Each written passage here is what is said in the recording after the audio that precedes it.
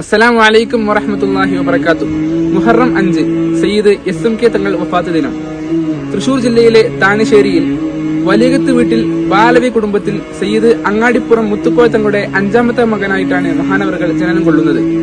പിതാവായ അങ്ങാടിപ്പുറം സയ്യിദ് മുത്തുക്കോയ തങ്ങളിൽ നിന്ന് തന്നെ പ്രാഥമിക വിദ്യാഭ്യാസം കരസ്ഥമാക്കി. ശേഷം മതിലകത്തും അതിനുശേഷം നീണ്ട 4 വർഷത്തോളം വെള്ളാങ്ങല്ലൂരിലും പുതിയകാവിലുമായി ദർസി പഠനം ആരംഭിച്ചു. പിന്നീട് ദൈവബന്ധിൽ പ്രവേശിക്കുകയും കാസിമി ബിരുദം കരസ്ഥമാക്കുകയും ചെയ്തു. അമിതമായ വിജ്ഞാനദായിയായിരുന്ന സയ്യിദ് അവറുകൾ മഹാരാഷ്ട്രയിലെത്തി വീണ്ടും ദർസി പഠനത്തിൽ മുഴുകുകയും ബോംബെയിൽ ഖത്തീബായി ജോലി അനുഷ്ഠിക്കുകയും ചെയ്തു. കൊടുങ്ങല്ലൂർ താലൂക്ക് സമസ്ത പ്രസിഡന്റായിരുന്ന സയ്യിദ് അവറുകൾ പിന്നീട് തൃശൂർ ജില്ലയുടെ പ്രസിഡന്റായിരുന്ന കോയമ്മ തങ്ങളുടെ വഫാത്തിന് ശേഷം സമസ്ത കേരള ജംഇയ്യത്തുൽ ഉലമയുടെ ജില്ലയുടെ ഉത്തരവാദിത്തത്തിലേക്ക് തെരഞ്ഞെടുക്കപ്പെടുകയുണ്ടായി.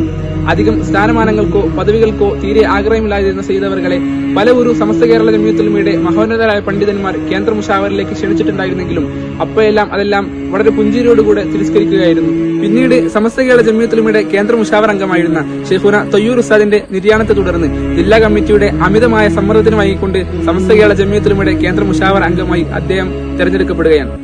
തൃശൂർ ജില്ലയിൽ സമസ്ത കേരള ജംഇയ്യത്തുൽ ഉലമ കെട്ടിപ്പടുക്കുന്നതിലും സമസ്ത കേരള ജംഇയ്യത്തുൽ ഉലമയുടെ പ്രചരണം ശക്തിപ്പെടുത്തുന്നതിലും സയ്യിദ് അവറുകളുടെ പ്രവർത്തനങ്ങൾ അവിസ്മരണീയമാണ്.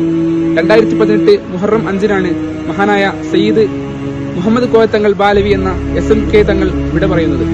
അള്ളാഹു അവരുടെ ആഖിറം വെളിച്ചമാക്കി കൊടുക്കട്ടെ എന്ന് നമുക്ക് പ്രാർത്ഥിക്കാം. വസ്സലാമു അലൈക്കും വറഹ്മത്തുള്ളാഹി വബറകാതുഹു.